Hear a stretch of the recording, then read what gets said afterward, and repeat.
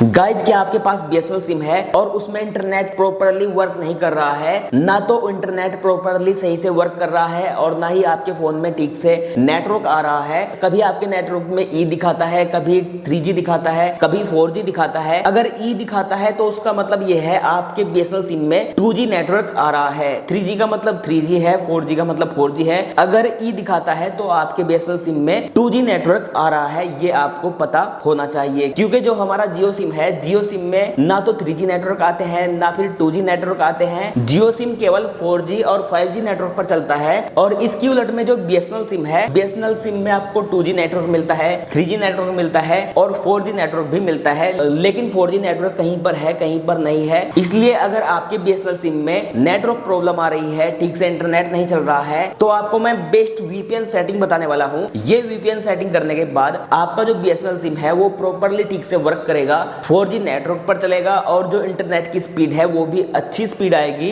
कैसे आप ये वीपीएन सेटिंग करेंगे ये हम इस वीडियो में स्टेप बाय स्टेप सीखेंगे।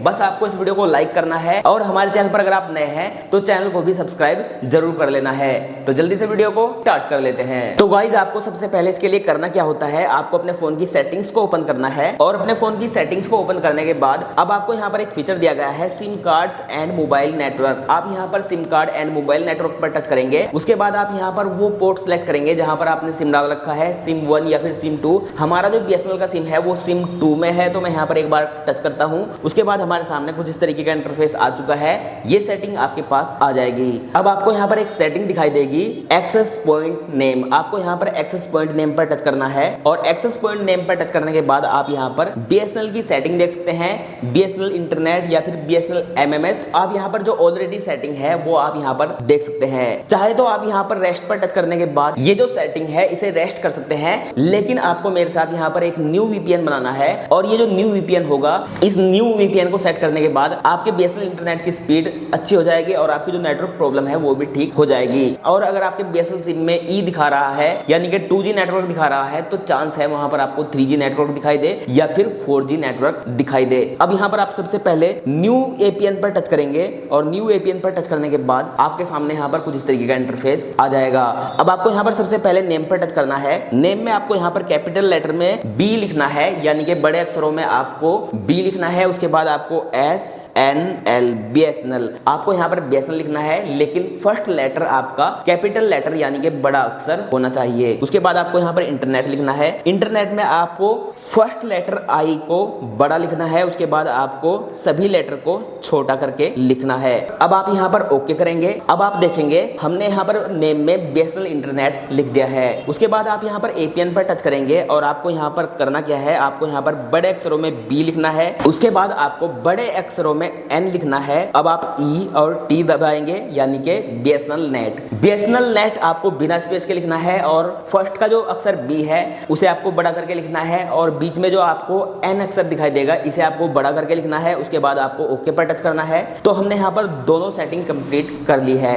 अब आपको यहाँ पर जो अगली सेटिंग दी गई है जैसे कि proxy, port, user name, password, server, MMSC, MMS proxy और MMS पोर्ट, ये सभी सेटिंग आपको ब्लैंक छोड़नी है। इसमें आपको कोई भी छेड़खानी नहीं करनी है। अब यहाँ पर जो आगे की सेटिंग है वो मैं ऑलरेडी कर चुका हूँ ताकि आपको समझाने में आसानी हो और ज्यादा टाइम वेस्ट ना हो। अब यहाँ पर आपको MMSC सेटिंग में 405 लिखना है और ओके करना है और उसके बाद आपको यहाँ पर MNSC सेटिंग में आपको 66 लिखना है और ओके करना है। अब यहाँ पर आपको ऑथराइजेशन टाइप जो सेटिंग है इसे नहीं छेड़ना है और एपीएन टाइप सेटिंग है इसे भी आपको नहीं छेड़ना है। और आपको यहाँ पर अब एपीएन प्रोटोकॉल सेटिंग पर टच करने के बाद यहाँ पर IPv4, IPv6 आपको सिलेक्ट करना है। इसी तरह आप यहाँ पर एपीएन रोमिंग प्रोटोकॉल पर टच करेंगे और यहाँ पर IPv4, IPv6 सिलेक्ट करेंगे। अब यहाँ पर आपको नीचे बैरियर पर टच करना है और आपको यहाँ पर सभी पर अनटिक मार्क करना है, यानी कि आपको कहीं पर भी टिक नहीं करना है। केवल आपको जो सबसे ऊपर वाला ऑप्शन है इस पर आपको टिक मार्क करके ओके कर देना है। अब आप यहाँ पर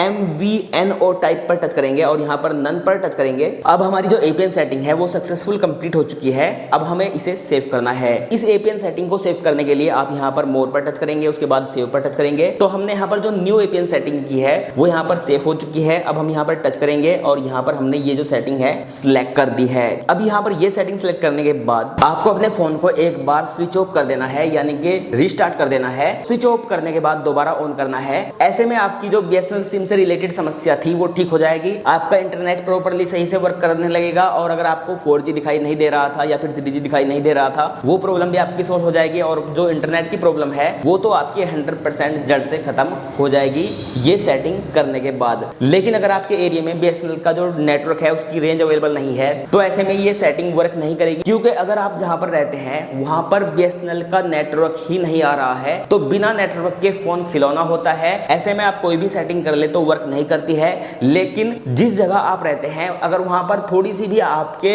फोन को रेंज मिल रही है तो ऐसे में ये सेटिंग प्रॉपर सही तरह से वर्क करेगी, आपका जो इंटरनेट है वो सही तरह से वर्क करेगा। वीडियो अगर आपको पसंद आया है तो लाइक जरूर कीजिएगा। मैं मिलता हूं आपसे अगली इसी तरह की नॉलेजेबल वीडियो में, तब तक अपना ख्याल रखिएगा और हमारी यह वीडियो देखने के लिए आपका तहे दिल से शुक्रिया।